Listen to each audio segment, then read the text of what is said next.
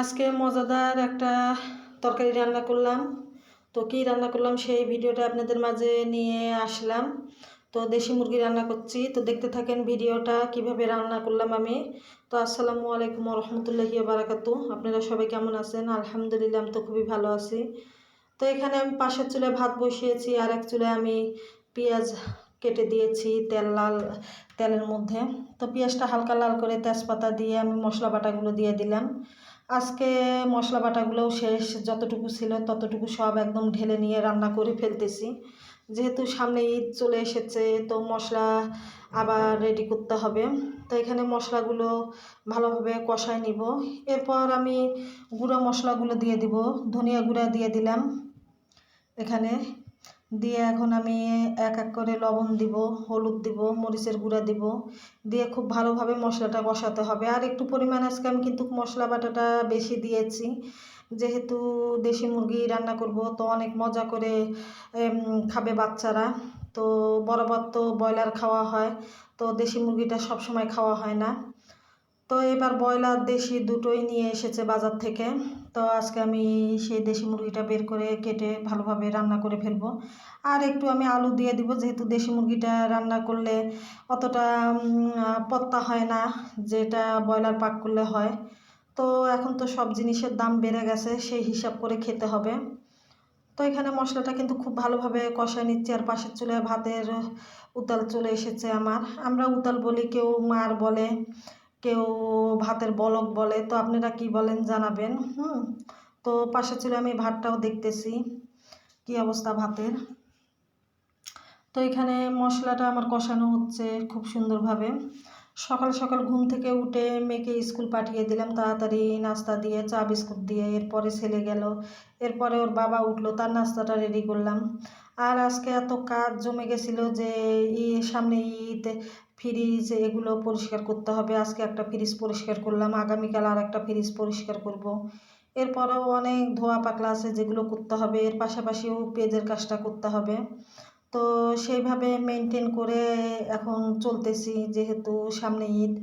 এখন কাজগুলো খুব তাড়াতাড়ি করে নেওয়ার চিন্তায় আছি। তো আমি ফ্রিজ ভালোভাবে পরিষ্কার করে কিন্তু আমি তাড়াতাড়ি রান্নায় চলে এসেছি। তো রান্নাটা করে আবার গোসল টোসল করে আবার আমার রিলস ছাড়তে হবে, লাইভ দিতে হবে, সেই চিন্তা ভাবনা করে আমি কিন্তু খুব তাড়াতাড়ি কাজগুলো করে ফেলি একদম। তো এখানে মশলাটা অনবরত আমি খুব ভালোভাবে কষিয়ে নিচ্ছি। একটু সল্ট দিয়ে দিলাম, টেস্টিং সল্ট। তো অনেক মজা হয়েছিল কিন্তু তরকারিটা, একটু ঝাল ঝাল করেছিলাম, যেহেতু ঝালটা আমার পছন্দ, একটু ঝাল ঝাল করে রান্না করেছিলাম। বাটা মরিচের বাটাটা থাকলে দিয়ে দিতাম, তো সেটা আর ঘরে নেই, দিতে পারিনি। মরিচের গুঁড়াটা দিয়ে রান্না করতেছি আমি।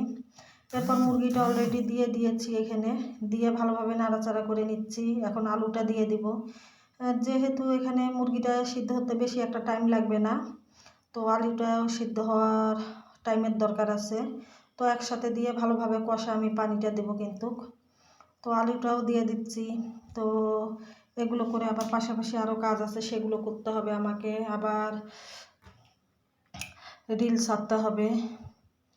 তো সারাদিন ব্যস্ততার মধ্যে দিনটা আমাদের কাটে, এখন কিন্তু একদম টাইম পাওয়া যায় না।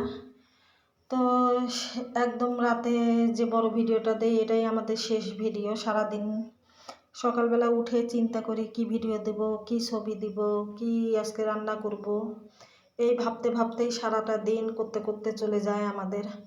তো আমরা যারা মেয়েরা আছি, আমাদের বিয়ের পর কাজটা বেড়ে যায়, তার উপর আমাদের ফেসবুকের কাজটা করতে হয়, সংসার সামলাতে হয়, বাচ্চা কাচ্চা সামলাতে হয়। এরপরও আলহামদুলিল্লাহ করে যাচ্ছি। তো জানি না কত দূর করতে পারবো পেজের কাজটা। তো আপনারা একটু দোয়া ভালোবাসা বেশি বেশি করে দিবেন, ইনশাল্লাহ যেন সামনের দিকে এগিয়ে যেতে পারি। আর আমার মুরগি রান্নাটা কেমন হচ্ছে অবশ্যই একটু জানিয়ে দিবেন, যেন আমরা উৎসাহ পেলে আরও নতুন নতুন ভিডিও আপনাদের মাঝে শেয়ার করতে পারি। তো এখানে কষানো হয়ে গেছে, এখন আমি পানি দিয়ে দিলাম, এটাই আমার ঝোলের পানি দিয়ে দিলাম। এখন খুব ভালোভাবে আলুটা সিদ্ধ হয়ে গেলে বুঝতে পারবো যে মাংসটাও আমার হয়ে গেছে একদম। আর আমার ছেলের খুব পছন্দ দেশি মুরগিটা, ওর ব্রয়লারটা খেতে চায় না, তারপরও ব্রয়লারটা রান্না করি আমি, বেশ প্রায় রান্না করি।